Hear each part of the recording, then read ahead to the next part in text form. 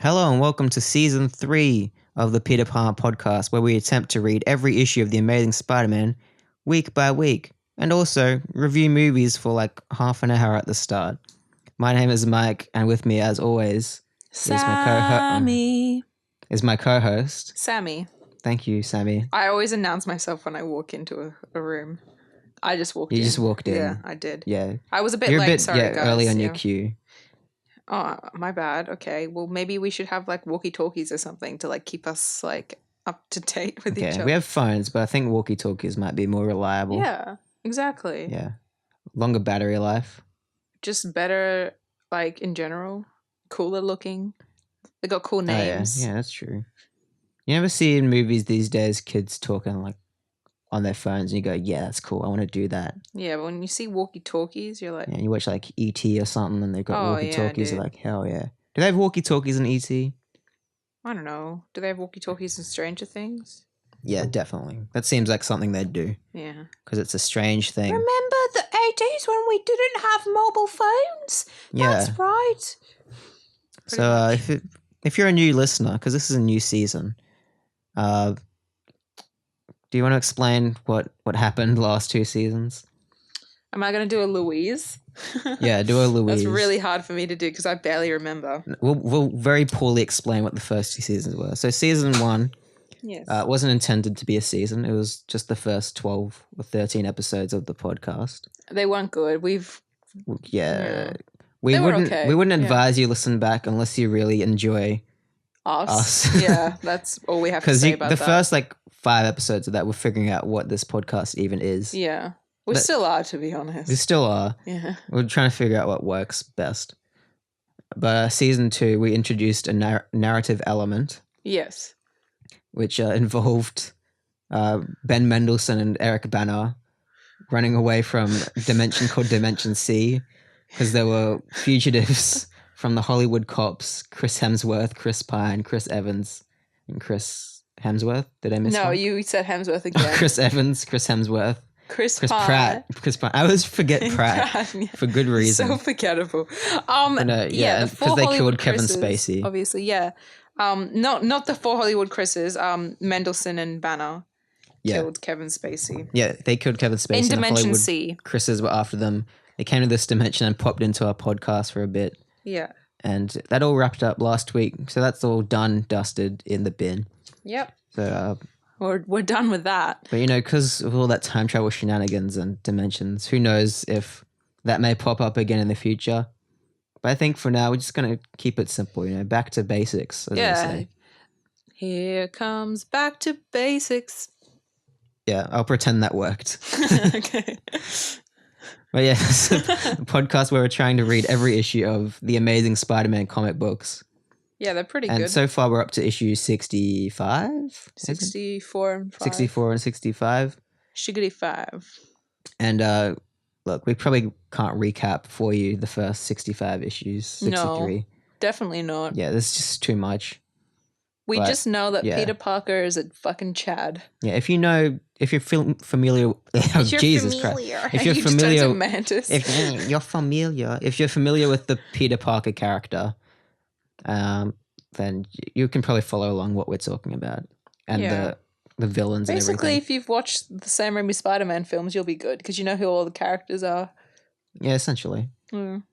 Yeah. Oh, and for the Peter Palmer, why it's called Peter Palmer, not Peter Parker. Oh, yeah. It's not for like copyright infringement or anything. Or like we don't know what we're talking about. It does help with that. It does a little bit, yeah. But in retrospect. It's because in the first couple issues of Spider-Man, Stan Lee misspelt Peter Parker as Peter Palmer. Yeah, like sometimes he was Peter Parker and sometimes he was Peter Palmer, and it was just like... Yeah, he forgets his character names a lot, we've found. Yeah. Like Mrs. Watson, Mary Jane Watson's mother or aunt or whatever it is. It's Miss Watkins. Is Miss Watkins. Sometimes. Sometimes. And he often misspells things or words things in a very confusing manner that makes it look like... It makes it sound like we can't read, sorry. I mean, we can't speak. We can't speak, but it makes us sound like we can't read, which is arguably worse. I know. Like how one of our biggest fans/listeners said to us on Twitter. Yeah, Thomas, thank you for telling us we can't read and ridiculing us. I love that English is his second language and he's telling us we can't. That's kind of sad for us. Yeah, that is sad for us. We apologize Good and on we will him. do better this Yeah. time. We will. It's a We new will. season. Yeah, it's new season, new us. I shuddered. But also, like I said at the start on this podcast, we talk about the movies we saw in the past week. We can't help ourselves, that's why. Just because we realized in the first few episodes that in the middle of, like, when we're recapping the issues, we'd just talk about the movies we saw this week anyways, because we'd remember. So we have that in a little segment at the start we call... This is the movie segment with Sammie and Mike. This is the movie segment. Hanging tight, my boy. Thank you. Yeah. Hopefully by the time this podcast comes out, that was a real jazzy and polished version. Yeah. And not just Sammie singing. It won't be polished. It'll be jazzy, not polished, though. but it will have a little music behind it. Some little ting ting ting ding bum bum bum bum. Okay. Keep your racist remarks to yourself, please. Did you watch anything interesting this week? Sorry. That really threw me off.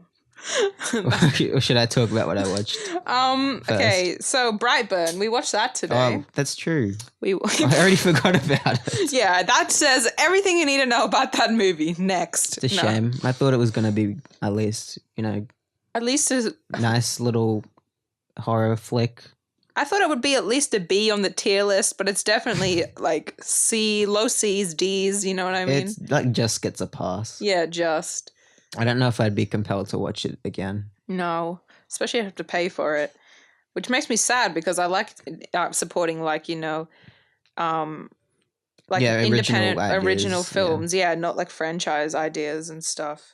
Even though I love a good franchise, I mean, look at me, I'm decked out in Marvel head to toe most of the time, so, yeah. But, alas, here we are. Yeah, I didn't know how I was meant to feel about it. I think it needed to have a different tone, either more satirical or more It just needed to have whimsical. A more singular vision as well. Like, it was It had a vision, but it's just, the character the dynamics story, were a bit confusing. Yeah. No, it definitely had an aesthetic. I didn't know how I was meant to feel about... Yeah, the main bad guy... Oh god, bad guy. Anyway, no, yeah, literally the whole movie, I was like, how am I supposed to feel about this kid who is apparently now like an evil alien just after one night of like convulsing in his bed? That's the most confusing. They establish him as a like normal kid that's smart. Really, he does well at school. He does well he's a bit of an outcast, but like he's not like deranged. Yeah, and he's not bullied or anything that much. He's bullied gently, but not like too much. And like, he's got a really good upbringing. His parents like fucking love him. Like, you know what I mean? He's got a really good, Yeah, and there's this girl in his class that's like into him or something. Yeah, she like, he like answers a question and everyone's kind of like, oh, nerd. But she's like, no, it's okay. Like, then one night he suddenly is summoned to his spaceship and that he came into. That he arrived on Earth. And then he starts speaking like another language and then convulsing and has red eyes and now he wants to kill people. Yeah.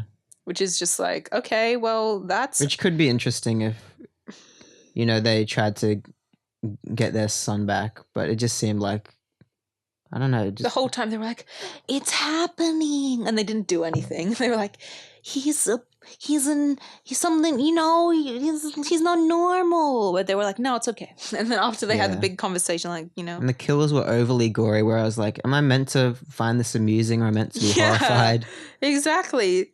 Because sometimes when movies do gore, you're kind of like, yeah, that was cool. Yeah, like Dread. In like such a campy way. Yeah, exactly. But in this, it was like... I wasn't sure if I was supposed to be horrified or I should be like laughing. Like there's a scene, like spoiler, just a big spoiler if you care actually about spoilers in this movie, where he kills his uncle by dropping his car and making it look like he basically like swerved off the road and like flipped it. And his like face lands on the steering wheel and like breaks his bottom of his jaw off, like just basically like slices it in half and is all mangled. And I wasn't sure if that was meant to be like kind of funny or not. Like, I don't know, because it was like it probably didn't hit that way, but like, no, it was pretty gross to look at first. But then I was like, he was doing, I don't know. Yeah. Whatever. I don't know. Yeah, it was a bit, yeah. I was just a bit confused about what the whole thing was meant to be. There was a lot of things. Oh, whoa. My microphone just fell. My friend just tried to attack you, dude.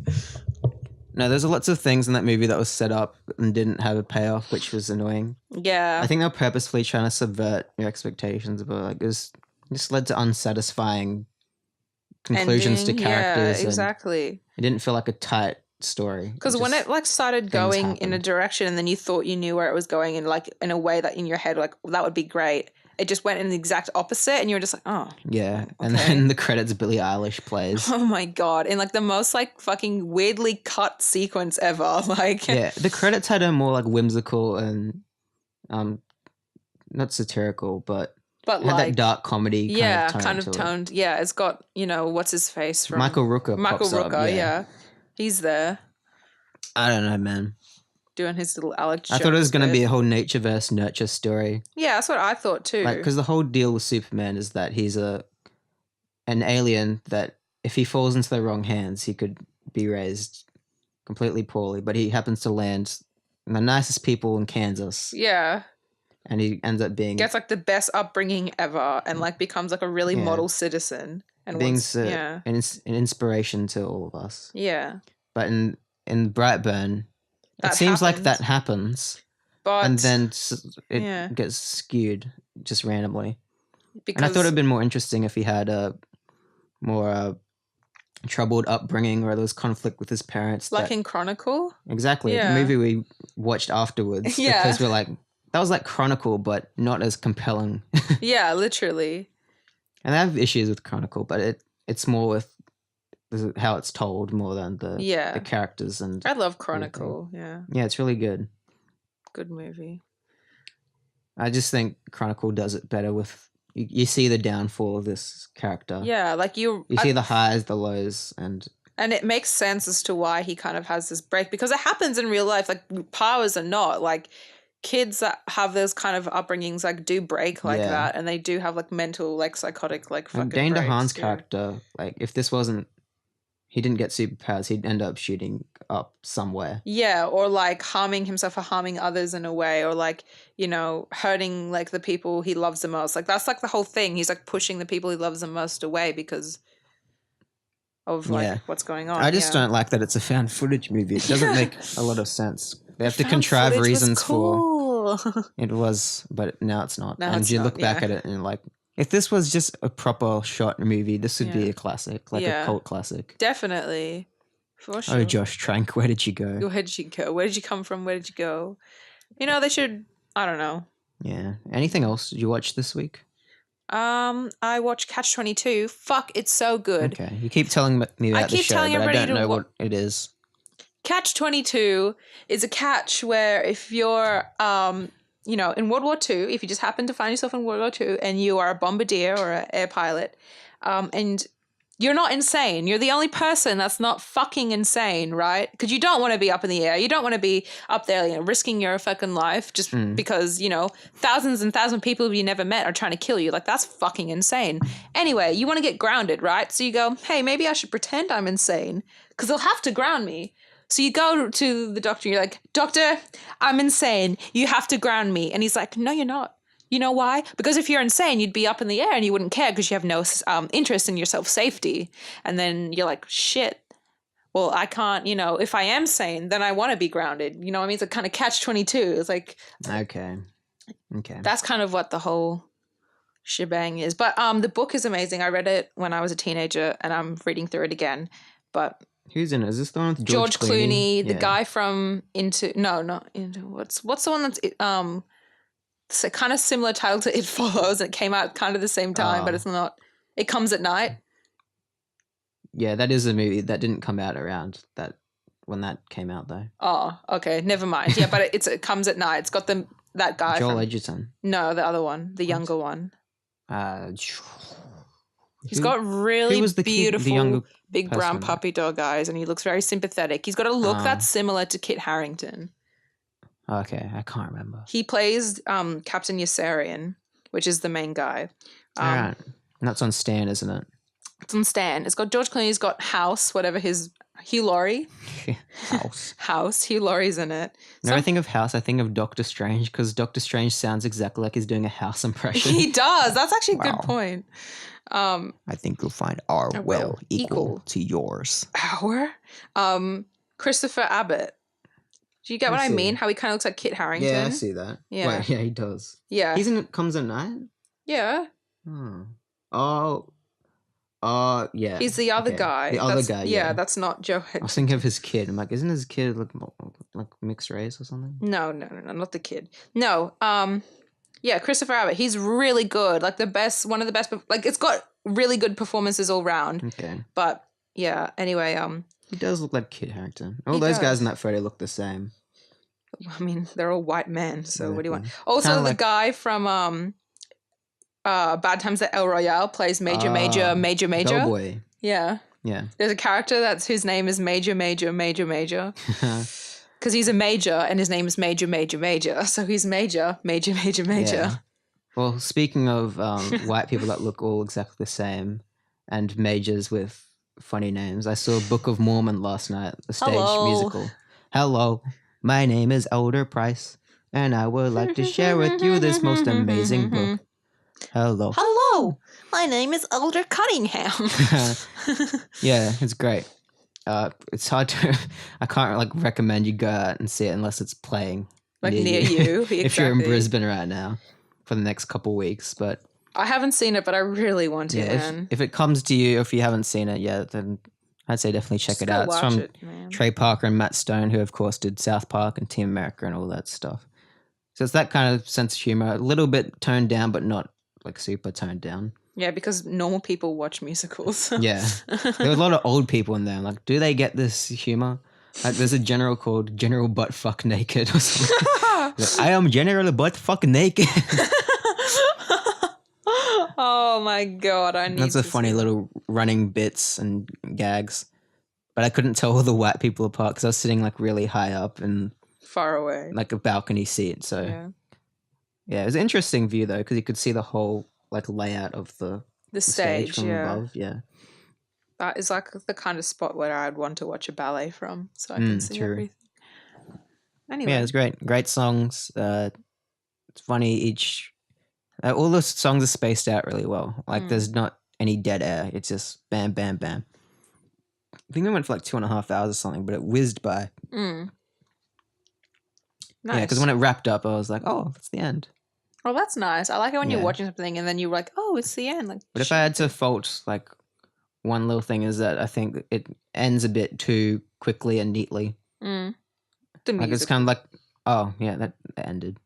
The main conflict and everything. It's all just resolved in a span of a couple minutes. Yeah, one panel, which I'll get into later. Oh my Lord. Oh God. I wish we did that issue last week because this is not a good issue to start with. That's sad.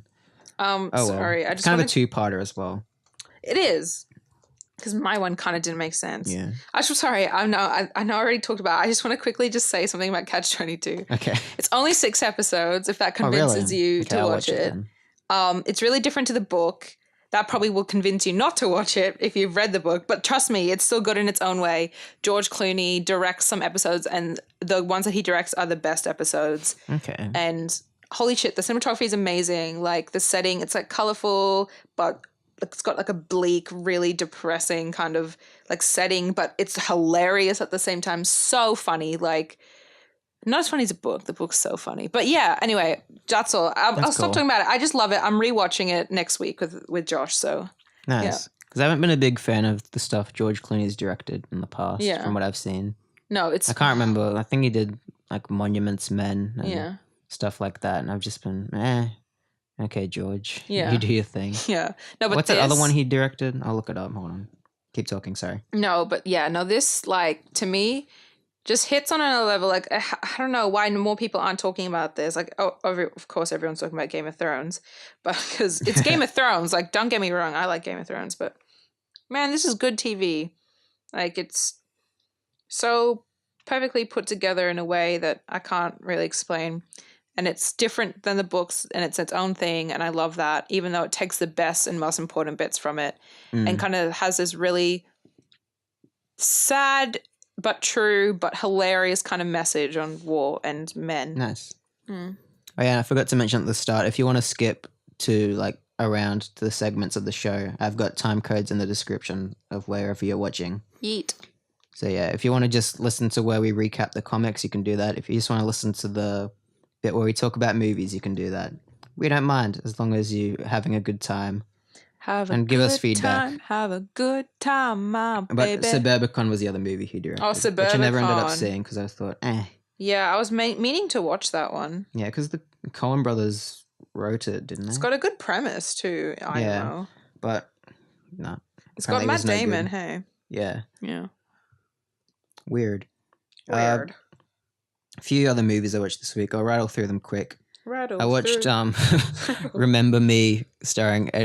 what's his name? I almost said Edward Cullen. Robert Pattinson. Edward Cullen. I think I just put it on because I was scrolling through Netflix and he was announced as the new... movie. Oh, you spoiled it. But sorry. He was announced as the new Batman and I just saw his face. I'm like, I feel like watching a Robert Pattinson movie. I want to see his acting chops because I've seen a few of his movies, but not a lot. I've seen Good Time, of course. Yep. And a couple other ones. But this one, it's not good. It's a very mediocre kind of romance drama about two characters that have got traumatic pasts and they kind of bond over that. And, there's room there for it to be interesting. And he of course, has a mate that's into pop culture references. Yeah. He's the funny buddy who's probably slightly autistic, but that's fine. And I love it when autism is a comic relief. Yeah, and the whole time I was like, yeah, this is fine. This is all right. And then there's the twist ending, right? Is that Robert Pattinson dies in 9/11 and just comes out of nowhere. They're very ambiguous about when it's set, like the time period. Yeah. Like they never state until towards the end of the movie. You see a classroom and they're writing the date on the board. It says September 11th, 2001. And at that point, you're like, what? Come on, what is this? It's really manipulative. Yeah, that sounds really manipulative. Yeah. And like then to present you with this story and just end it with, oh yeah, he dies in a fucking terrorist attack. Robert Pattinson's dad in the movie works in an office building, but you never see establishing shots of the office. But then Robert Pattinson at the end, he's like, I'm going to my dad's office to like check on him at work. And it turns out he wasn't at work that day, but it zooms out of Robert Pattinson looking out the window, and it's the World Trade Center. And there's a plane. You don't see a plane. That would be a bit much. Yeah. But I was kind of expecting there to be a plane, like you see like slightly coming in the corner or something. Oh, but God, that would make me sick. They didn't do sick. that. If they did that, that movie would be like... Yeah. Zooms out and like not like ambient noise rises and then it cuts to black. And then you see people's reactions looking upset to some song.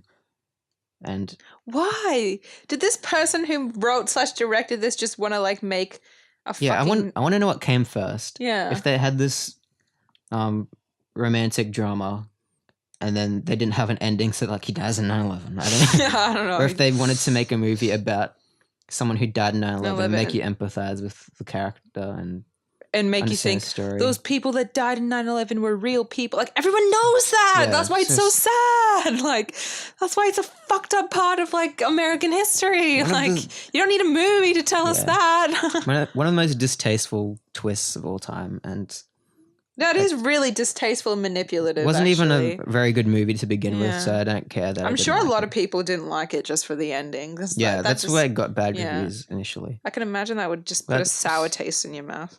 Good acting, though. They did a good job. Oh, well, good job, Pierce Robert Brosnan's Pattinson. in it. Pierce Brosnan, fuck yeah. Robert Pattinson, I forget who the girl is. Some blonde lady. There's always a blonde lady. Chris Cooper's in it. Norman Osborn himself. Norman Osborn The Goblin himself. Disease. The Goblin. He's done so many movies and probably won an Oscar, but we always refer to him as his 2-minute cameo in Amazing Spider-Man 2 as the just Green Goblin. Pass on the Goblin Disease to Danger Han. Started twitching yet. Which 17 again. The Zac Efron movie. I'd never seen it before. Nice. It's not as good as I thought it would be. I don't know. I thought it would be good, but honestly, yeah. I don't know. I thought it would at least have a tight script, where everything set up well, pays off, it has a nice message that ends. But there's not really any closure to the characters. And I don't believe that Zac Efron would grow up to look like Matthew Perry. No way. I Not a remember chance. literally being a kid when I saw 17. I was so excited because I love Zac Efron. Still do.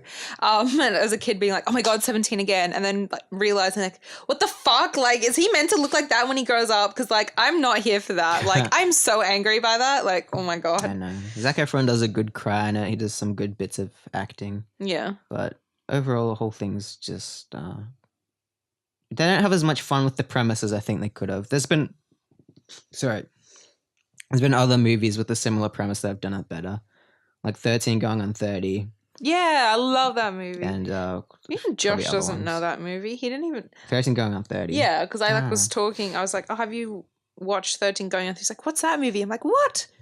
Everyone knows that Mark movie." Ruffalo's in that. Yeah, it's a good movie. It's anyway. good. I watched Clueless after that because I hadn't seen that either. I was just scrolling through Netflix. You've never seen Stan. Clueless? No, I was clueless to what it was about. Oh my God, it's good, isn't it? Yeah, it's really good. Paul Rudd's especially in after watching 17 again. I'm like, this is a well-crafted little teen drama How's comedy. Paul Rudd? Yeah, it does. Not very Paul Ruddy in it yet because I don't think he's found his young. Paul Ruddiness. He's very young. He But still yeah, looks the same. Good movie. Alicia Silverstone's really good in it. She's so good. And Brittany Murphy, I didn't recognize it was her for like 20 minutes. Wait, isn't Alicia Silverstone in something recently? Oh yes, because I looked this up and I was like, what's she been in recently? And she was in Killing of a Sacred Deer, the Yorgos Lanthimos movie. Wow, okay. And I was like, that's right, she was in that because I remember seeing that in cinemas and being like, is that Alicia Silverstone? Why is she in this Greek weird indie movie where people eat spaghetti and say weird stuff? Nice. Yeah, it was interesting. Clueless. I'm sure a lot of people have seen that movie. A lot of people. It's a cult classic. Yeah. It's a different type of movie to what I was expecting. It was more of a... I thought it was going to be more like high concept, Legally Blonde kind of thing, but it's more of just a teen coming of age story. Yeah. Yeah, very clearly defined characters and all... have you seen Bring It On? Shabuya. Which one's that? Shabuya roll call. I'm sure I've seen it a long time ago. Cheerleading one. That's a good one. I watched The Change Up because I was just in a mood for the Change Up. I was in the mood for these silly comedies, high concept comedies. This is the one with Ryan Reynolds and Jason Bateman, where they body swap because they pee in a fountain. Yeah, you were talking to me about this. It's I was expecting to at least be mildly amused because it's Ryan Reynolds and Jason Bateman and they're funny and stuff, and I thought they'd have chemistry. But they play the most unlikable characters I've ever seen in a movie ever. They're both incredibly selfish, and it's for that dynamic to work, one of them needs to be selfish and the other one needs to be, a good, loving, everyday guy. But not, they're both terrible people, and by the end you're meant to care about them. And I was telling you, I think at one point they realized Ryan Reynolds doesn't have a character arc. So they added in this, like 2 scenes in the movie about how his dad is getting married, but Ryan Reynolds isn't going to show up to his wedding. Then at the end, he shows up at his wedding. So you're like, oh, wow, okay, he had a character arc. Not really. Just shoehorned into the fucking... Because it's not brought up at all, except for those 2 scenes they probably reshot to add in. Stupid movie. There's CGI babies, CGI boobs. I don't know why there's CGI boobs. I guess Leslie Mann just doesn't feel comfortable with nudity. Leslie Mann, she was in 17 again as well. She just plays the mom in all these movies, I guess. Judd Apatow's wife. Yeah, sounds about right. Leslie Mann. Yeah, CGI babies threw me off. I should have turned it off after the opening scene, to be honest, because Jason Bateman gets shit on by his baby, and you see the poop go on his face, and it says The Change Up.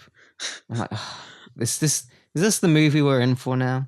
I can't even think of a single joke I found funny. Disgusting. Don't watch The Change Up. You probably have not even heard what this is, but don't watch it. Yeah, I'd never heard of it before now.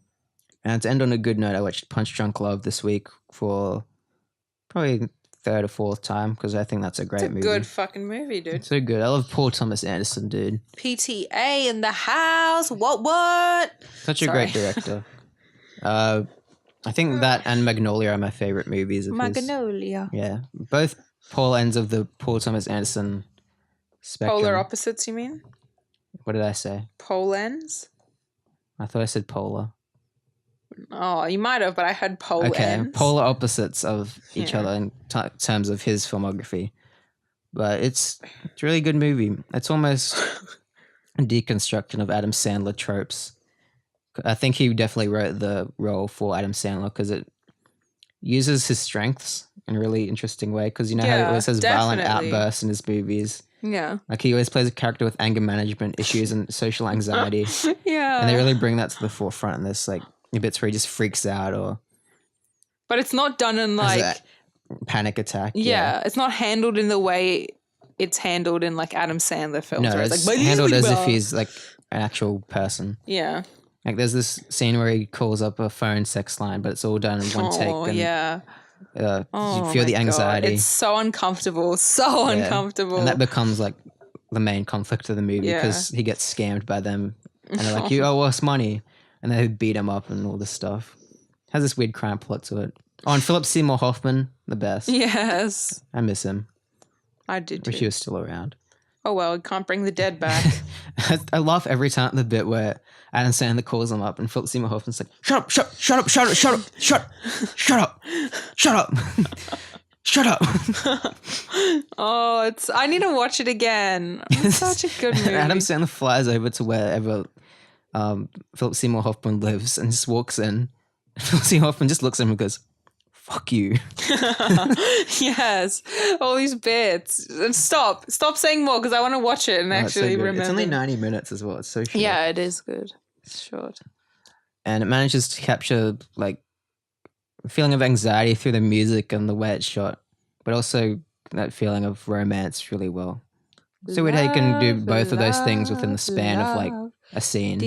Do love for love. Yeah, pretty much like that. There's a bit where he can't find his GF's hotel room and the Oh drums yeah. are like, Oh my god. and he keeps running up and down the hallways and he's confused. He doesn't know where he is. But then when he finally finds it, it's like, And it takes fucking forever and it's like so Yeah. anxiety. You're like, why? yeah. Why? The most relatable bit of that movie is when like he has his first date with her or something, or when it might not be their first date, but when he leaves the door, he says, okay, see ya and bye-bye.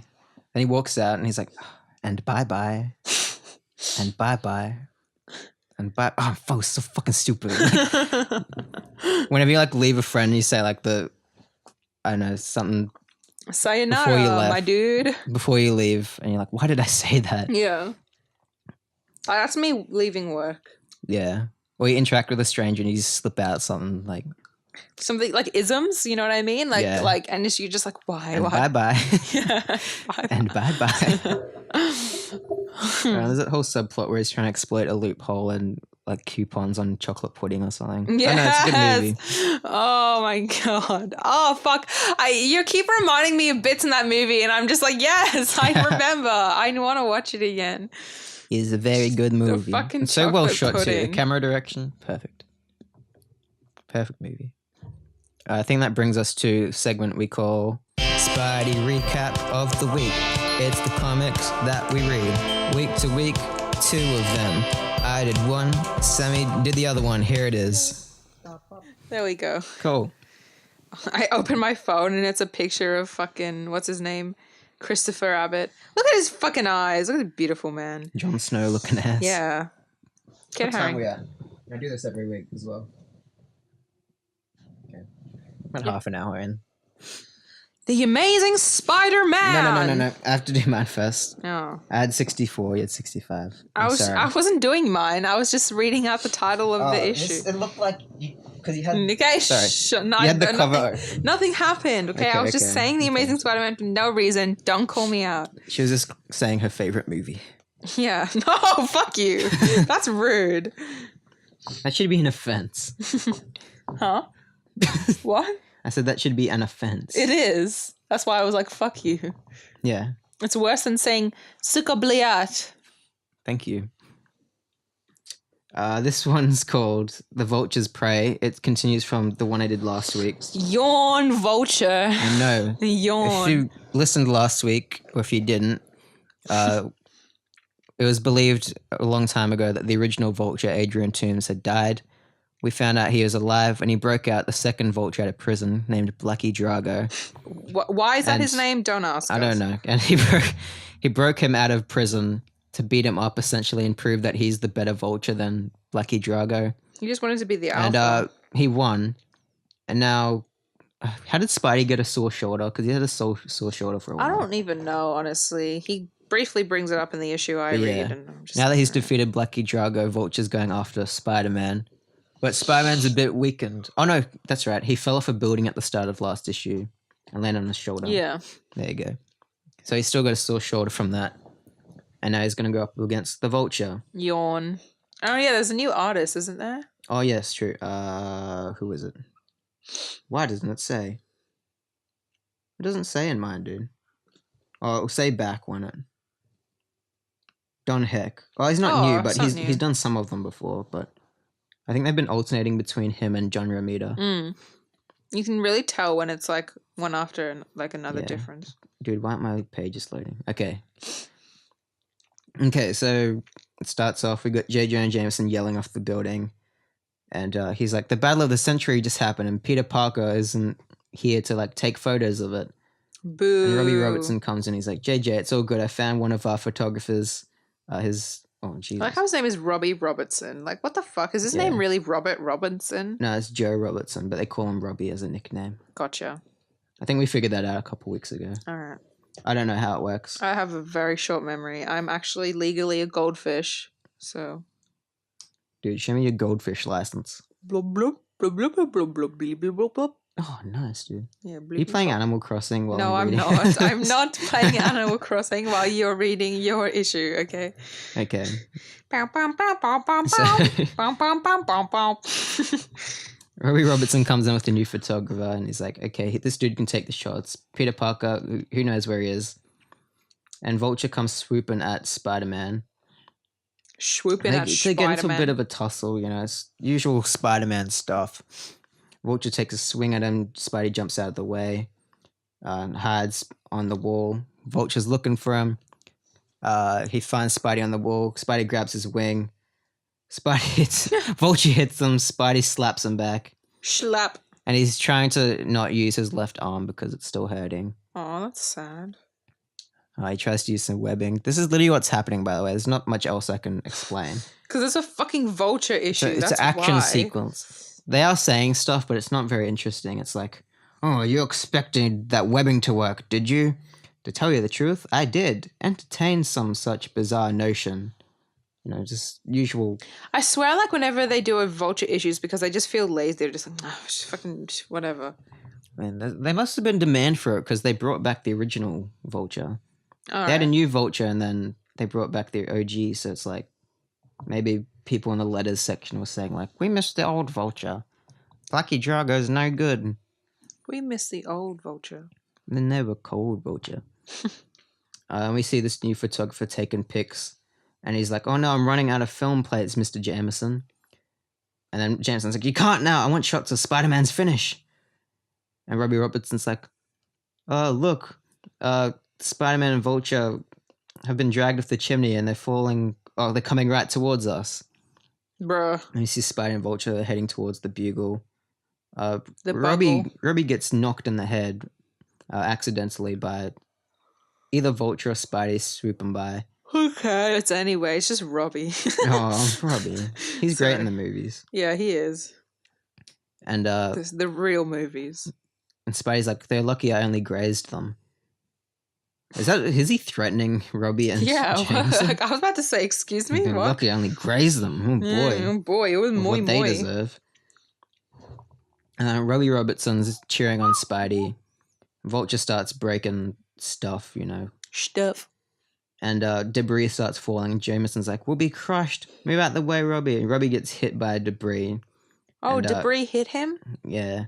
Get it? Debris? Debris Bardot? No, sorry. You've made this joke a few times. I know, it's alright. Debris Bardot of Arrested Development. Bringing back the running gags for this new season. Yay. And Jameson's like, if you haven't shoved me aside, Robbie, I'd have Robbie? What? Excuse me? Excuse me? If you hadn't shoved me aside, Robbie, Thomas I'd was have right. Robbie? Jesus. Thomas was right. Too. I think the way this is meant to be read is, if you hadn't shoved me...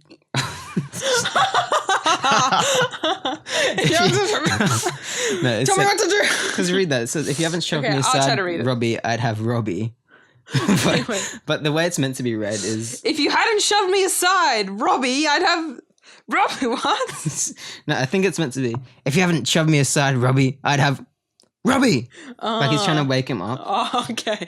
Okay, sorry. That makes a lot more sense of whatever the fuck we were trying to do. Yeah. It's confusing though. It is. Stan the man. Visual storytelling, please. Jameson starts yelling at Peter Parker. He's like, this is all... No, Spider-Man, sorry. Bruh. And he starts going, this is all your fault. This is you'll never get away with this. Because you hurt my best pal, Robbie Robertson. Oh, that's sad. And Vulture's still swooping above at top. He's like, I'm gonna get you. I'm gonna get you. Look at me. Hey, look at me. Jameson gets Spider-Man in like a hold. And he's like, I've got him for you, Vulture. Beat him up. He does. You know what that reminds me of?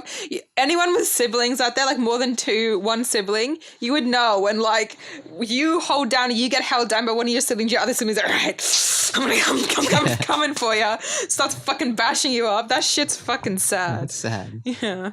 But Jameson's got Spider-Man in a hold like that, and he's like, this is the chance to rid Spider-Man of the world forever, because, Jameson, not a fan of that Spider-Man bloke. No, not really, hey. Vulture swoops past and knocks down both of them. And Spider-Man's like, my arm hurts worse than ever. And then he starts pointing at Jameson, but this is all in speech bubbles. He's like... Wait, speech or thought? Thought bubbles, Yeah, I was about to say. He's saying like, Jameson's getting to be a bit of a problem. But Jameson's yelling at him, saying, you can't escape him forever. You finally met someone who can attack you over and over again. You're finished, Spider-Man, and you know it. And what does Spider-Man do? He webs at Jameson because he's like, shut up, pal. I wish you were an official card-carrying supervillain so I'd have an excuse to lean on you. So he pretty much just threatened Jameson by saying, like, if you were an actual supervillain, I'd beat the shit out of you. But because you're my boss, I'll let you slide. Yeah. Yeah. Basically. A monkey. And Spidey's checking on Robbie. And he's like, easy, fella, you'll be okay. So he's like, shut up, Jameson. I'm going to look after Robbie because he's actually nice to me. And suddenly, for no reason, we cut to Aunt May. And she's greeted at the door by Mary Jane Watson with this terrible new hair, dude. Oh my God, it's so bad. It's the worst thing I've ever seen. If you're watching on YouTube, it's probably on the what do you call it? It's called screen? Screen? Yeah, but I was going to say thumbnail. But yeah, you can say thumbnail. Yeah, on the thumbnail and on the screen. Yeah. But yeah, it's... At first, I didn't realize it was Mary Jane until you read it, and Aunt May's like, "Oh, it's Mary Jane. I didn't recognize you for a moment, dear." It's pretty bad. It's disgusting. She's changed her fashion too. She looks... What is that? Yeah, like What is that? She's going through her quarter life crisis, everyone. She's got a belt over her shirt. That was a thing that I don't know. I don't understand that. Yeah, there's talking to Miss Watkins. I'm pretty much they're discussing where Peter is because none of them have heard from him in days. Oh no. And they're like, oh, even MJ doesn't know, so something must be wrong. Or that makes sense in my comic then. And of course Anna Watson says like, oh, he's just a teenager, dude. You can't keep worrying about him. Of course. Same stuff every week. Then we cut sleeping with my nephew. Is that why you're saying that? But then we cut to Gwen and Captain Stacy, her father. Her father. And she's like, Dad, what a surprise. This means you're well again. Naturally. I had the nurse. Naturally, look at the nurse I had. I thought I'd walk you home, dear. I've got something to tell you. Uh-oh. And you know how the past few weeks there's been this whole conflict between Captain Stacy and Peter. Peter, yeah. Because Gwen walked in on Peter doing elder abuse. Yeah, knocking over Captain Stacy because Captain Stacy threatened to like hit him because he was under the influence of the brainwasher. Yeah. Which ended up being the Kingpin. He did some fucking elder abuse, dude. And Peter couldn't explain this, of course, because he didn't want to make Gwen worry. And yeah, it's a very confusing situation because Gwen, of course, sided with her father. And this is all resolved in one panel. Oh, God. Yay, one panel resolutions. Captain Stacy says, with my memory with my recovery, my memory of the Kingpin returned. Now I know that Peter didn't really attack me that day. He was trying to help me. And Gwen's like, oh, Dad, is it really What? true? Is that Can I believe it? it? And he's like, do you want to believe it, Gwen? And she's like, more than anything in the world. It's true, darling. Oh my God. Is that So- it? Yeah, and then Gwen's like, then Peter didn't betray us. Yeah, so now they're That's cool the with end Peter of the again. story. It's the end. It's the end of that plot line. Yeah. Just, I have this one very convoluted, like, important plot line. They're just like, oh, I remember now. It's all right. Okay, thank Yeah, you. they just wanted to get it over and done. Yeah, they're like, I'm sick of this. Someone probably complained to the letters. They're like, I miss when Gwen liked Peter. So they're like, okay. we'll All give it. right, fine, have it. Just have it, yeah. Then they see up at the Daily Bugle that the Spidey and Vulture shenanigans happening. Yay. They see Ned Leeds and his fiancée, Betty Brant. And Betty Brant looks very different. She has black hair now. Like, wow, that doesn't look like her. And her face looks really different too. Yeah. It's like more round than usual. Yeah, she looks heaps different. Yeah, they're all looking up, watching this battle. And Spidey's got a very King Kong pose there. Yeah, I was about to say, and he's got a real flat bum there too, which is, not accurate to real life. The old Spidey bum, not scenario, what do you call I it? miss the Ditko bum. The Ditko bum, that's Yeah. what we should call it. The Ditko bum. This isn't quite Ditko bum. No, Ditko bum's next level, dude. What episode was that where we had all the bums as the thumbnail? Probably 4 or 5. Yeah, it was a while ago. Yeah. Just scroll through, you'll find it. Scroll through. Hey, you know what they say about scrolls? Never trust a hoe. Once you go scroll, You never go. black. Okay. So- Blackie Drago. Then Vulture's still trying to sweep at Spidey. He's like, He's like, caca! yeah, whatever. Spidey punches him. Vulture smacks him. Spidey falls. He's tumbling all the way to the ground. There goes my hero. Yeah, pretty much. And he grabs onto the side of the wall. He's like, I'm almost helpless here, and he knows it. Okay, Vulture, you want me? Come and get me. And Bruh. Vulture's like, that's just what I had in mind. Spidey jumps at him and tackles the Vulture, but Vulture smacks him in the face a couple times. Spidey loses his grip. And Vulture says, I can do this all day. Captain America. Yeah. Oh my god. Vulture Adrian is Captain Toombs America. is Steve Rogers. Yeah. But yeah, Spidey falls. He tries Do this all day. Oh no, he shoots like a little... A tries to little make kid. No, sorry. Yeah, he shoots a little kid. Ouchies. But then he shoots a little web at... And tries to make a web cushion to like make his landing softer. Yeah. Kind of Assassin's Creed style, you know. Oh, I get that. Yeah. But I don't know how his webs are soft now. Seems like they can do whatever they want given Yeah. the scenario. Sometimes they don't work given the scenario, which that makes no sense. He but can't use it in the rain sometimes, but sometimes he can use it underwater. underwater. Makes little sense. But that's fine, I guess. Vulture comes down after him, and he's like, "Yeah, Spider-Man's been knocked out. He's landed on something. Oh well, let's check him out." And he's like, "Wait, what is that? That broke his fall?" And Spidey's like, "I've got news for you, Baldy. It did break my fall." And Vulture's like, "You're still alive. You were playing possum." You were playing possum. Spidey's like, "You're playing possum." Spidey's like, "Even more than that, I was resting my arm, getting my second wind, waiting for a chance to grab your built-in power pack, which gives you your wings the strength they need. I did it. I felt it snap between my fingers." So he pretty much grabbed Vulture's little backpack and went, and now it's malfunctioning, and he flies away and he's like, "You'll see me again, Spider-Man. This isn't the last you'll see of me," or something like that. Something stupid. I hope it's the last we see of you, stupid fucking Vulture. No one cares. Oh, hey, Michael Keaton's good. Hey, yeah, he's good. Sorry, my bad. Spidey's like, "What's your hurry, Vulture? Aren't you going to tell me how much stronger you are than a has-been like me? Like me. And when I... What? And then when what? I missed a bit, sorry. Mm. It says, "It doesn't matter where you fly to. Sooner or later, I'll find you again. And when I do, I'm a goofy goober. Rock!" No. I don't know what he says after that. He doesn't say anything else. Oh, he gets knocked out. Oh, it's kind of Yeah, sad. he's too winded.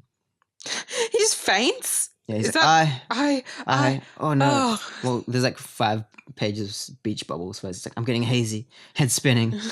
I have to get away myself. I can't pass out here. Not in the street. I'll be at the mercy of the crowd. And then dies. Then like he's unconscious. This is our chance to unmask him. Oh my god, of course. Then it says, next issue, The Man Beneath the Mask. Wow, that was a really fast issue. I just read it fast. Yeah. I mean, like, I got the gist of it. That's good. Yeah. You hear that, Thomas? You hear that, Thomas? Yeah, you fucking... Our number one fan becomes our greatest enemy. I like how we only have one number one fan and we're just like fucking slandering him on the podcast. Like, you fucking you piece of shit. Fucking no. Sorry, Thomas. Thank you for the support. support. We love you. We actually do. Yeah, you're a good friend. He always gives us a little shout out. Yeah, he's a good guy. If you're wondering who we're talking about, he guested on episode 12 of season 1 of the podcast. So listen to that if you want to hear. Yeah, it was him. He was calling in from another country, so the connection so there's lots was of pretty awkward bad. pauses because of connection issues, not because we are awkward. Well, that's debatable. I mean, we are awkward, but yeah, it was just added on top of that with the connection issues. The Amazing Spider-Man issue 65, released in October. Oh, well, no way. 12 cents. Marvel Comics Group. 12 cents, muy, a bit pricey. It's approved by the Comics Code Authority, guys. What does that even mean? Like, do you know the history of that? Vaguely. It was, I forget when it was introduced, but it's like these regulations they introduced for what needs to be included in comics stuff. I'll look it up while you talk about Ashley, because I remember I did find out and then I just forgot. Back to know the history of it. Anyway, so this issue is called Escape Impossible, and you've got a panel, not a panel, sorry, the front cover is very like, I don't know, like Mission Impossible style, like he's running away from like a bunch of bad guys in a jail. That reminds me of Mission Impossible. Yeah, the fourth one, Ghost Protocol. Yeah, that's arguably the second best one. Yeah, but the best one we all know is Fallout. So okay, sorry, I found the approved by Comics Code Authority before you get into it. Go for it. The CCA, Comics Code Authority, was formed in 1954 by the Comics Magazine Association of America as an alternative to government regulation to allow the comic publishers to self-regulate the content of comic books in the United States. Oh, okay. Its code, commonly known as the Comics Code, lasted until the early 21st century. The CCA formation followed a series of Senate hearings and the publication of psychiatrist Frederick Whitman's book, The Seduction of the Innocent. So yeah, it's kind of a regulation that independent allows body. comic publishers to self-regulate. Yeah, decide what they put in there. So the government's like, no, you can't do that. Yeah, because I think in the 40s or something, the government had a lot of say in what you could and couldn't put in. I'm about to say podcasts. Pornography? I was going to say what you couldn't put. Pornography. I was like, okay, like, sure. No, what you couldn't put in comic books. Imagine being a time traveler and going back in time and then, like, someone's like, hey, I don't know, I'm kind of bored. What do you want to do? You're like, hey, let's watch Netflix. And he's like, huh? What, Netflix? You're like, ah! That's what you had to say. What was that thought? Sorry. I don't know how it's relevant. I thought it was going to tie into something we said just then. We were talking about Netflix. No, I don't know. Sorry. Okay, that's an interesting thought. I want to time travel back and ask someone if they want to watch Netflix, and they say, what? Stop roasting me, boy. Okay. I'm bringing it full circle to the first few episodes where you'd roast me all the time. Yeah, exactly. We've come full circle. Now you're the one that roasts me. I learned from the best. Oh, isn't that from a movie? What? Like that line? Probably. Like where they're like fighting and then you're like, he gets defeated. He's like, oh, I learned from the best because he was his mentor. Is that from like... It might be. If it's not, we're going to make it happen. Okay. I'm pretty sure it already is. Anyway. Last issue, we saw Spidey injured during his epic battle with the murderous Vulture. Now, with the winged menace gone, our web spinner lies helpless as the hostile crowd presses ever closer. Oh no, how's he going to get out of this one? Everyone is yelling in the crowd around him, unmask him! Who is he? We can find out at last! Quick, take off his mask! Finally, we can see who he is! And Captain Stacy's like, no, stay back! We haven't the right! Stacy. And, the police are like, break it up, all of you! The man's hurt! Who's the? I want to see who the drawer is. John Romita. Oh yeah, cool. Okay, just the same one. So yeah, Spidey's unconscious on the pavement from his big old fall, and everyone's gathered around him like, oh, we have to unmask him. But Captain Stacy and the police are insistent that cannot happen because, again, he is a human. He has rights. You can't just violate his body like that. Yeah, exactly. It's so weird. Very different to Captain Stacy in the Amazing Spider-Man movie, Oh my god. where he literally unmasked Spider-Man. Yeah. Oh, he got like someone to do it, didn't he? Wait, like no. his SWAT team. Doesn't Spider-Man unmask himself? And he's like, don't hurt me, I'm Spider-Man. No. In The Amazing Spider-Man. Not in the Amazing Spider-Man. Amazing Spider-Man, he gets unmasked by a SWAT team, or I can't remember if it's Captain Stacy or it's like the SWAT team. I remember he gets unmasked and he has to like fight them all, like covering his face. You remember that? But no, but isn't at the end, like at the final face-off, he's like surrounded by all these police and like a big like light is on him from the chopper. Yeah, this is the scene I'm talking about. He gets unmasked by some guy, and then when that happens, he like knocks them all out and covers his face. Uncovers his But then, face. and then Captain Stacy walks in. He's like, "I've got your Spider-Man. Turn around. Oh, and yeah, reveal yourself." And he does, and he's Peter Parker. Yeah. Okay. Yep. Gotcha. Yeah. Sorry. Yeah, because I knew that he found out that it was Peter Parker, but the way you said it didn't make sense in my brain, but it actually does. I'm just stupid. That's right. I probably didn't explain it very well either. No, it's fine. Like, you know me, I'm a goldfish, certifiable, so I don't remember anything. Or whatever you said before. That sounds really racist for some reason. The goldfish. Yeah. I am certified goldfish. I identify as a goldfish. Approved by the Goldfish Code Authority. Yes. We're self-regulating. The government doesn't dip into our issues. So, what's happening in this comic? Sokovia Accords. Who would be Iron Man and Captain America in this? In this room. The goldfish. Well, because you know how. Okay, so I'm certified goldfish, right? Yeah. And I believe in the Goldfish Code Authority, and the independent. The goldfish is Iron Man. No, it's Captain America's independent regulating, right? That's me.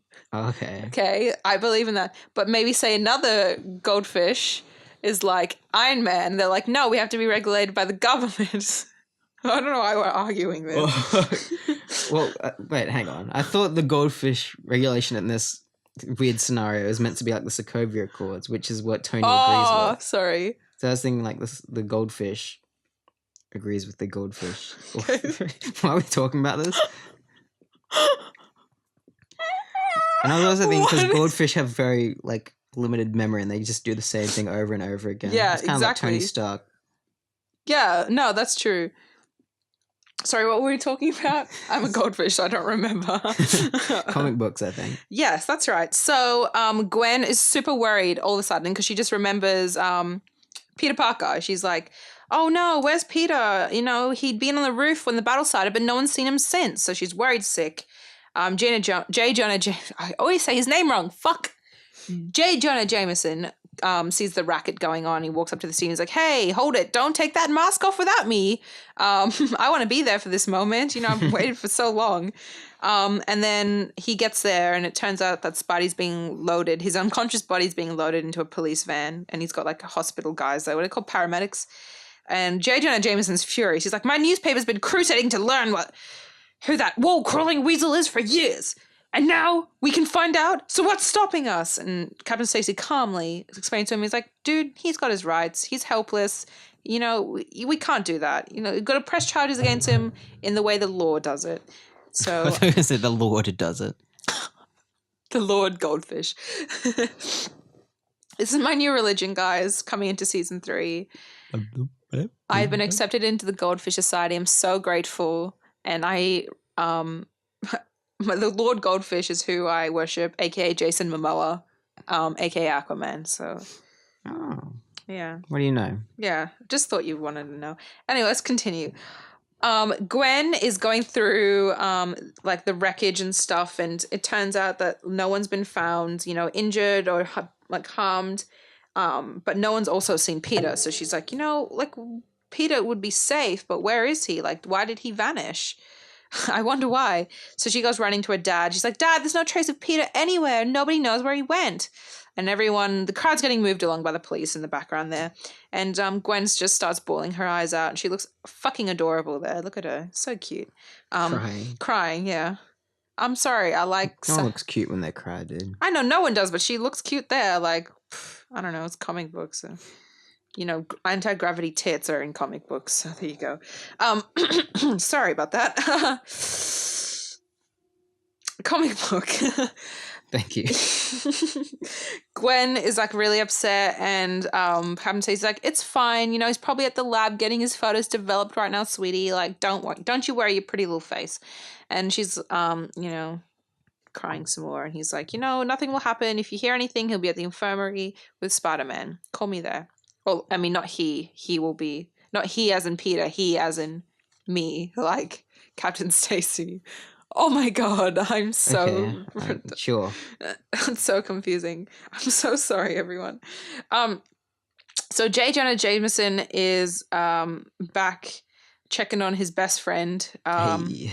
What's his name? Robert Robertson. Robbie Robertson. Robbie. Not Robert. His name's Joe. Yeah, Joe Robbie Robertson. Joe Robbie Robertson. Oh, I assume his nickname is Robbie because his last name's Robertson. Oh, that's true. Robbie.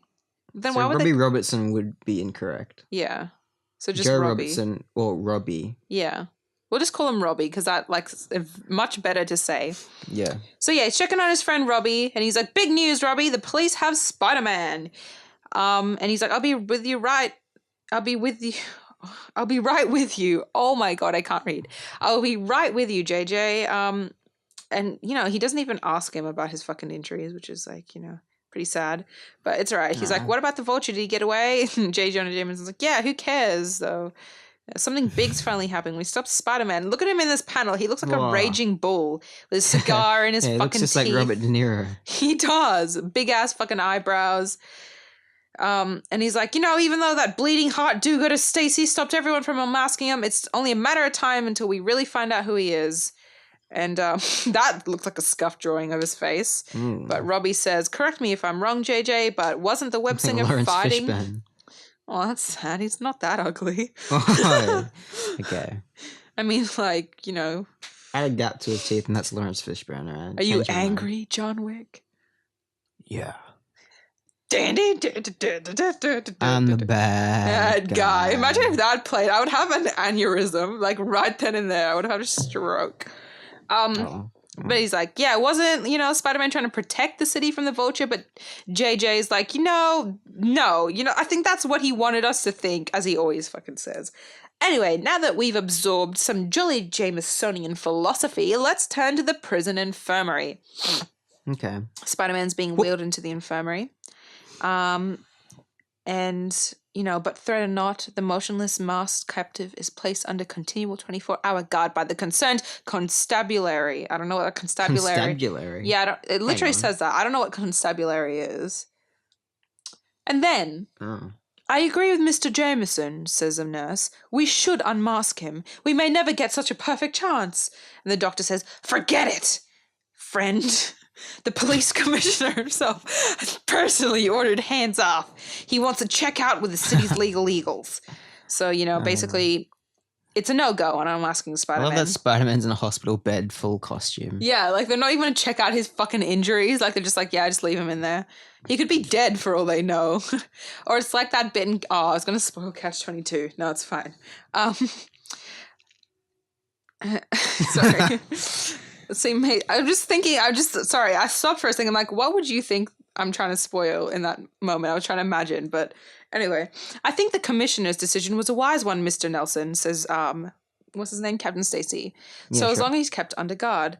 And, you know, they're talking politics or whatever about Spider-Man. And so Spider-Man wakes up all of a sudden. He's got stars around his face, and he goes, "Where am I? What's happened?" He realizes he's in a prison infirmary. He's like, I'm in a room that's bare, in a bed with bars on the window. I've been captured by the police, and judging by the snatches of the conversation overheard, they won't try to unmask me yet. That means I can just relax, lie here. Yeah, he looks so cute, like tucked in here with his arms by his side, just lying there. He didn't even stir that much when he woke up. He's just still lying there. He goes, that means I can lie here and relax while my strength comes back to me, and then I'll have to find some way to break out. Come on, Spidey strength. Don't play hard to get when I need you. Then, as the long, lonely hours tick by, we see Mr. Stacy on the phone with his daughter Gwen, and he's saying, no word about Parker yet, dear. Maybe nothing. Blah, blah, blah. I need to learn how to talk. Well, it may be nothing more than a momentous date with another girl. And why would you say that to your daughter about his boyfriend? That's really mean. Anyway, Gwen is still crying. She's like, I read you, daddy mine, but if you change your mind, I'm baking the most delicious, delightful, dazzlingly delectable little dad. Oh. No, not little dad. She goes, context here. It's just like the last issue. Yeah, sorry. I skipped a line of dialogue. I was actually made a mental note to read. He was like, I won't be coming home, but I'll stay here if you need me. But then she goes, if you change your mind, I'm baking the most delicious, delightful, dazzlingly delectable little dad? What was that funny noise you made? Dad? Okay, so she's shocked because something's happened. And guess what it is? All the fucking prisoners have somehow been let out. I don't even know. Did they ever explain why in the issue? I don't really think so. But they take him as a hostage because they're trying to break out. So yeah, that's happening. And Gwen's like, oh no, it sounds like there's some sort of a scuffle. Are you all right, Dad? Why don't you answer? Oh yeah, that's right. Yeah, so they escape through the infirmary. And they're trying to escape through the infirmary, sorry. And they've got Captain Stacy as a little, what do you call it? Not a hostage, but it is a hostage. Oh my god. I suppose. Yeah, so that's happening while Spider-Man is stirring. He's getting up. And he's thinking, despite all my nutty hang-ups, there's one thing I'm lucky about. It doesn't take me long to get back to normal after I've been injured. And all of a sudden his shoulder isn't hurting, so that's the thing. And here's a commotion going on outside, so he gets up and he goes, a handful of cons trying a breakout, and they've got George Stacy as a hostage. 9 times out of 10 I could handle a caper like this with my eyes shut, but now I don't know. I've recovered from my fall, but my head's still groggy. If I try to free Mr. Stacy and foul it up, it could cost him his life. Then there's my shoulder. What if it acts up again? Maybe it isn't. Fine. I don't know. Do I dare risk it with the life of Gwen's dad at stake? Not to mention my own. What's the matter with me? I've got to risk it. I haven't any choice. I once swore to never turn my back on anyone again, and I'm starting now. Because with great power comes great responsibility, my friends.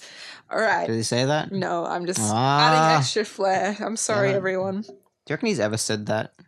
Yeah, I'm sure he has. I'm sure. In one comic. He's said, he always talks around it. He says, a wise man once told me that with all my power, I have a responsibility to do good with it and not... It's like every fucking Spider-Man movie that's ever come out says it in a different way. It's so funny. When you can do the things that I can, but you don't, and then bad things happen.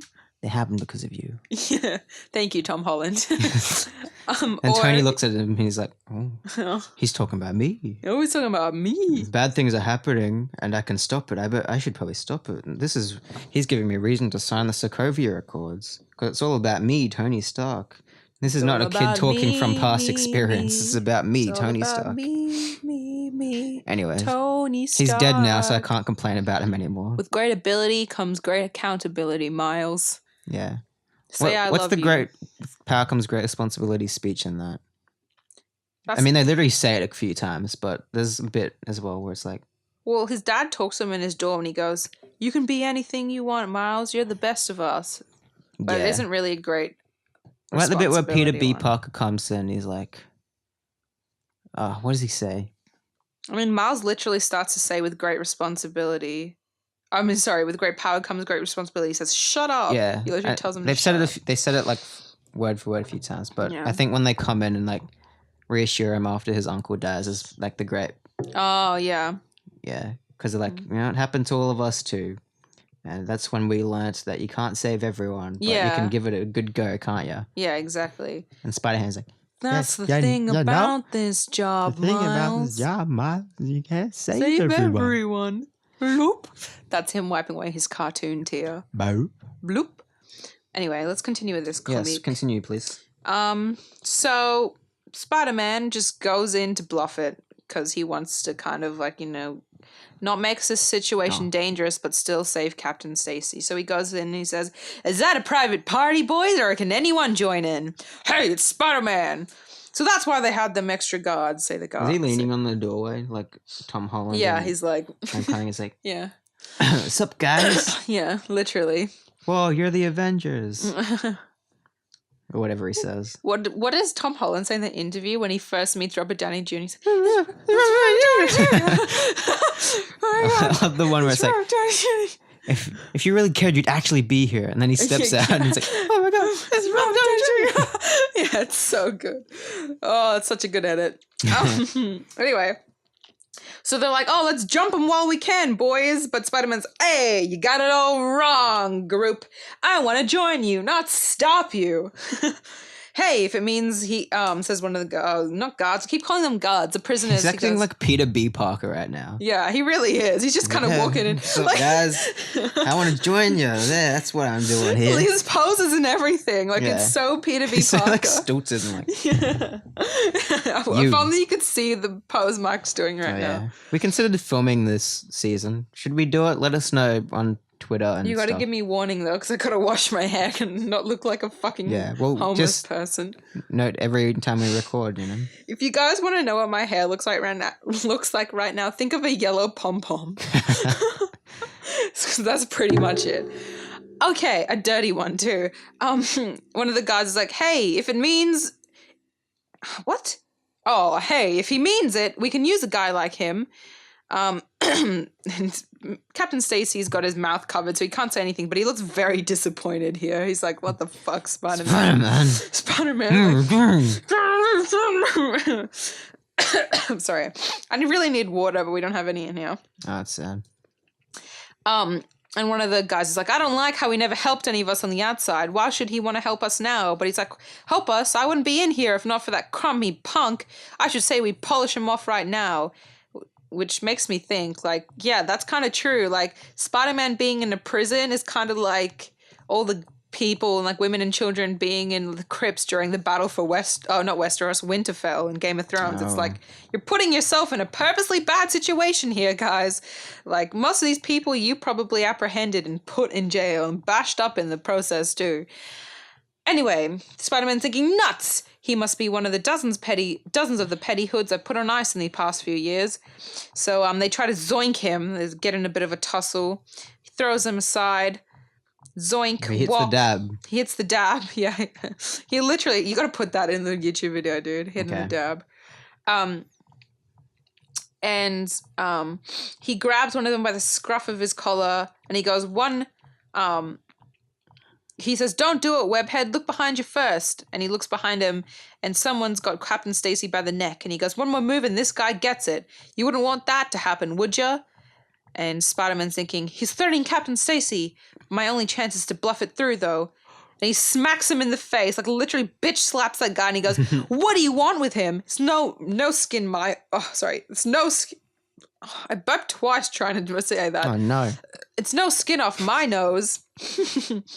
And he's thinking, if this doesn't work, I'll jump him before Gwen's dad can be hurt, but I'm betting it'll do the trick. And the guy's like, hey, he means it. He don't care nothing about this guy, so he must be trying to break out like us. Woo, thinks Spidey. That was close, but it worked. So he's the guy, one of the guards. I keep calling them guards. No, one of the prisoners says to Spider-Man the kind of situation. He goes, we've picked ourselves up a hostage. Now we've got Spider-Man on our side, but we still need to get out of here. Let's see what this Spider-Man's got to offer. So Spidey says, okay, gentlemen, here's what we're going to do. Boom, boom, boom, boom, boom, boom. Meanwhile, at the very moment, like while he's explaining to those dudes, a dejected Harry Osborn continues a search for his missing father. He's just walking through the street, sad Parker style, sad boy style, thinking he's sick. He can't roam the city alone. He needs help, and I've got to find him. Maybe he came back here to his club. And he walks in, and everyone's like, "No, son, your father hasn't been here for days." And J. Jonah Jameson's there. He sees Harry. He's like, "Say, boy, where's that no good roommate of yours?" And he goes, "Huh? Oh, it's Mr. Jameson. Sorry, I haven't seen Peter for a while. I've been looking for my father."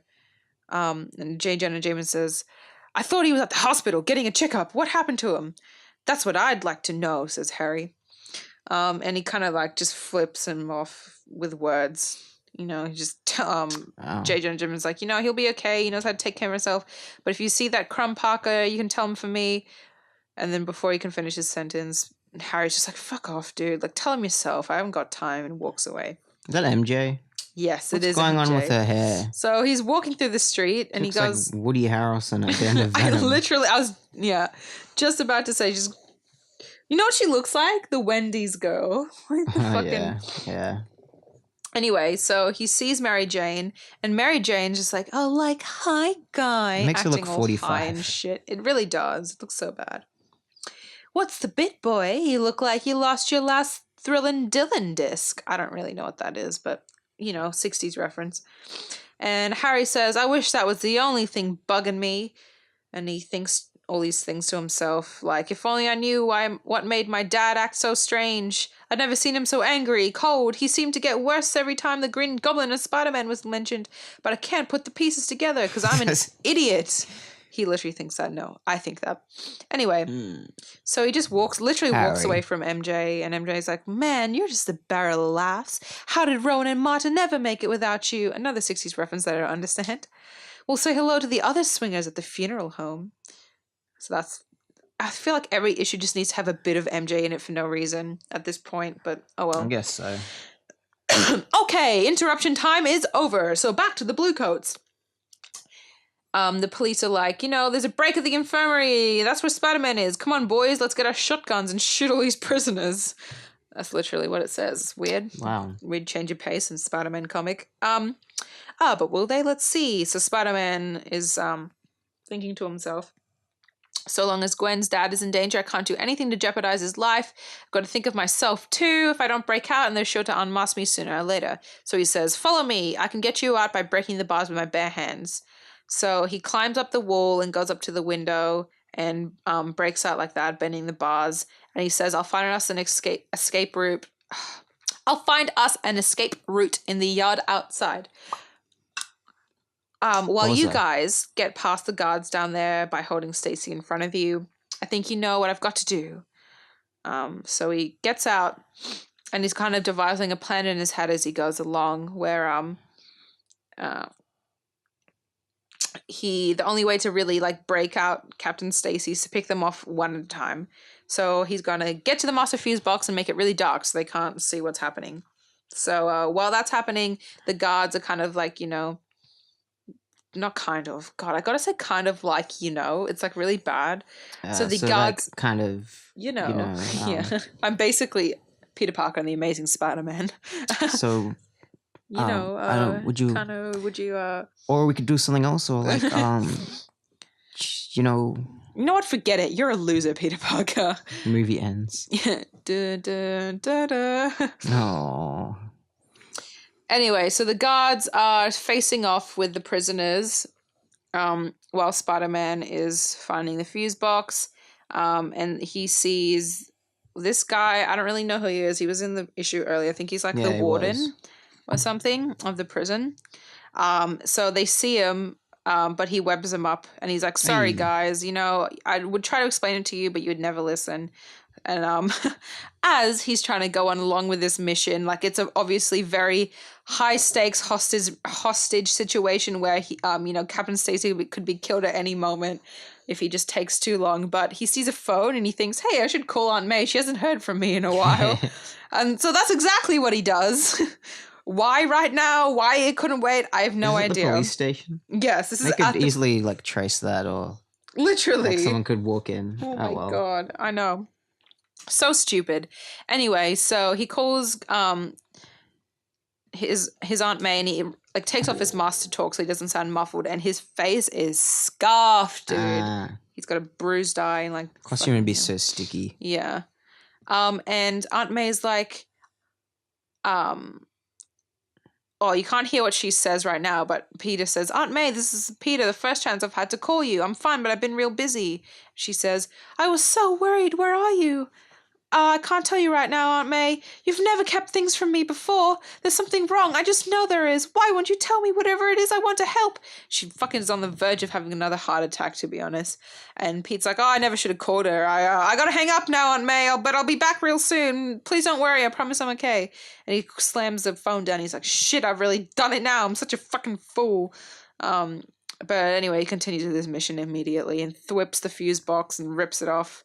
And it's dark as shit. Seconds later, the guys are like, hey, it's all dark. Lights out. Who did that? And Spidey shows up and knocks two guys' heads together, twonk, to get rid of them. And he's starting to pick them off one by one now. And they're like bamboozled. He's picking more off one by one. And when it gets to the last couple, one of them's like, hey, everyone's gone. Like, what's going on? The spotlights are up. They're all webbed up. Spider-Man's double-crossed us. I'm warning ya, no one's taking me alive. If I don't make it, then neither does he. Dude, that is like a stealth mission in Spider-Man. It really is, yeah. Or like Arkham Asylum. Yeah. It's like, the art really reminds me of that, like the stealth missions in those games. Where you pick them off one by one, web them up from like the roof and shit. And then the last two guys like start freaking out, like, oh, where is he? Yeah, where is he? They can just see like their corpses and shit. Not corpses, but like webbed up bodies. I love those missions. They're the most fun to me. I don't know why. Except when you play as MJ. Oh God, or Miles. Oh, Miles. Before he gets his powers. Anyway, what are we up to? Oh yeah, so he's threatening Captain Stacy's life, and Peter's like, he's on the verge of panic. I got to do something now. And then he webs up his face while saying, "Move, Captain, duck." And then he webs the guy up and he thwonks him and he's down. And he's basically saved Captain Stacy now. And Captain Stacy's like, I'm so grateful to you, Spider-Man. I never really believed you'd throw in with their kind. And if you want me to testify on your behalf, I'll do it when the time comes. And Spidey's like, in my behalf? You mean you expect me to stay here as a prisoner till I come to trial? Fucking fuck off. I shouldn't have saved you. And Captain Stacy's like, please, of course. You've done nothing wrong. It's your chance to clear yourself. Spider-Man's like, nah, dude, they're going to unmask me. So he pieces out. The police all run in at the exact perfect timing of Spider-Man leaving. And he's like, where did he go? He's a fugitive. And he's like, no, he's not. Thanks to Spider-Man, I'm survived. So, bye. And minutes later at the office of the Deputy Commissioner, J. Jonah Jameson walks in, very angry. Say it isn't so. Tell me it never happened. That Weasley wall crawler didn't get away again. And they're like, yeah, sorry, J. Jonah Jameson, that's what happened. And he's pretty mad about it. He's so mad. Yeah. The police had him, and he's like, no! Every time he gets so close, he just gets it ripped away from him. Good gravy. And basically that's the end of the issue. But next, we have Mysterio. I thought it said Maestro. Next, Maestro. Maestro. Yay. Sorry if that was a really stupid read, guys. If that was hard to follow. I guess that issue was all right.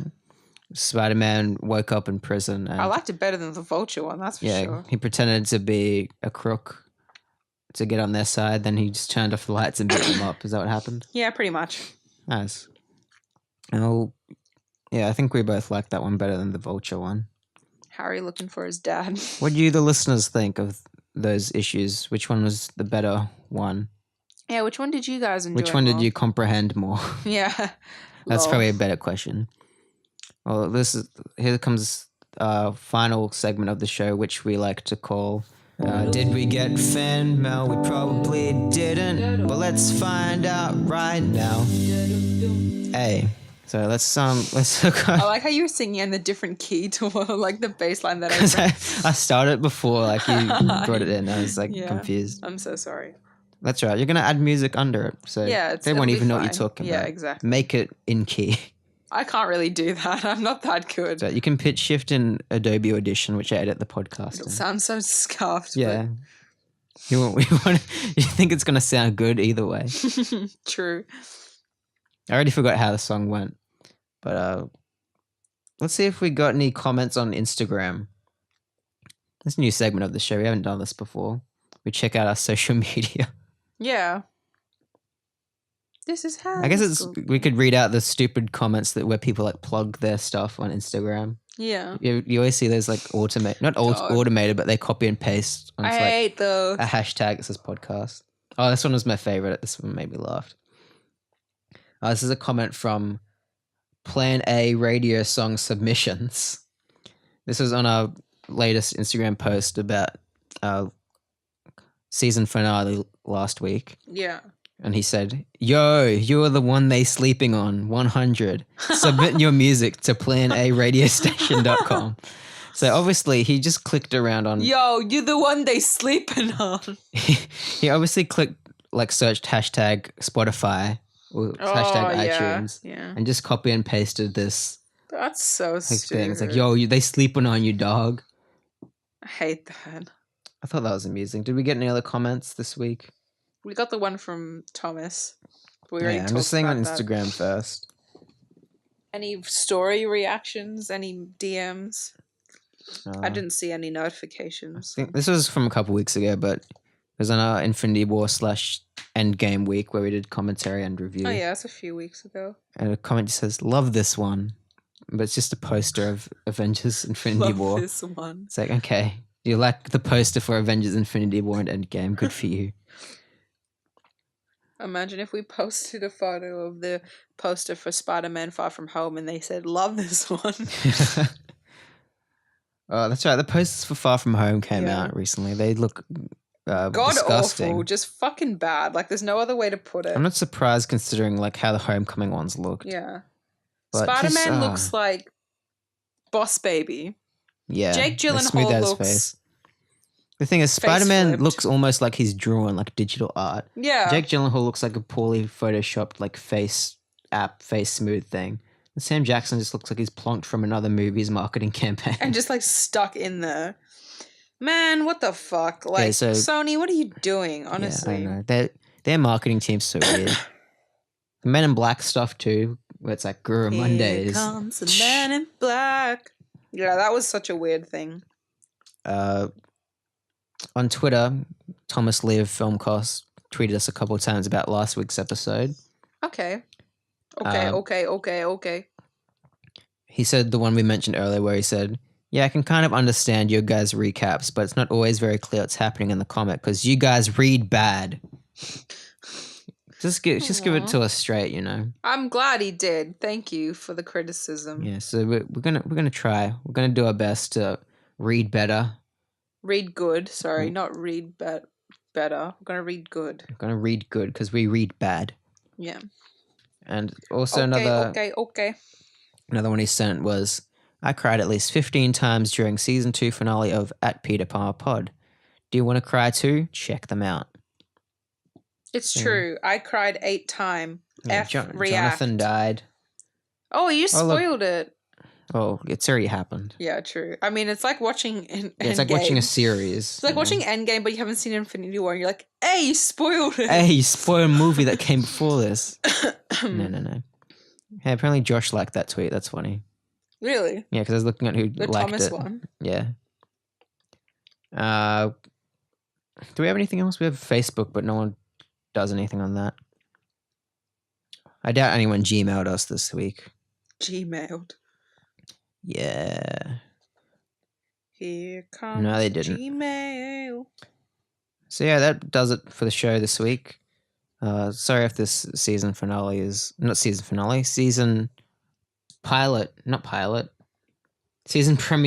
Yes. There you go. I found it eventually. You found the word. That's good. Of season 3 was listenable, at least.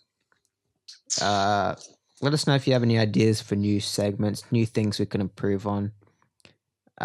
Just anything. We want to hear your feedback. Yeah, we want to hear from you guys because we know there's some people who listen, but who are you? Who are you? Please speak to us. We demand it. I don't care if you can't even speak English.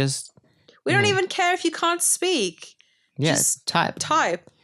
And if you want to do that, you can do that on social media @peterpalmerpod on Instagram, Twitter, and Facebook. or shoot us an email, peterpalmerpod@gmail.com. And also, give us a rate on iTunes. Please, or yeah. follow on Spotify, because that goes a long way to help out. It bumps us up in the iTunes store algorithm. And all that. Yeah. Yeah, so just It's even really just go on helpful. iTunes and give us like a rating. Yeah. Whatever you think, 4 stars, 5 stars, 3 stars, half a star. We don't care. Can you give half a star on iTunes? Probably not. You probably can give 1 star. Yeah, but preferably not. But preferably not. But if you are, like, I don't know, kind of bandwagon with it and make it, like, really bad, so, like, we become notorious. Like, everyone's like, hey, why is it so bad? Maybe don't do that. Maybe don't. But, like, if you are, then do that. And if you're really compelled to tell us how you feel, you can give us a review on iTunes. Because sometimes I check to be like, oh, let's see if someone reviewed us. No one's reviewed us yet. But, yeah. I have. On iTunes. Sorry. Yeah. I haven't seen it. So maybe it didn't go through. But yes, that's the show for this week. So thanks for dropping in, my dudes. We love you all. Next time. Wait, no. Oh no. Who's that? That? Oh god. Oh no. Could it be? Oh my god. It's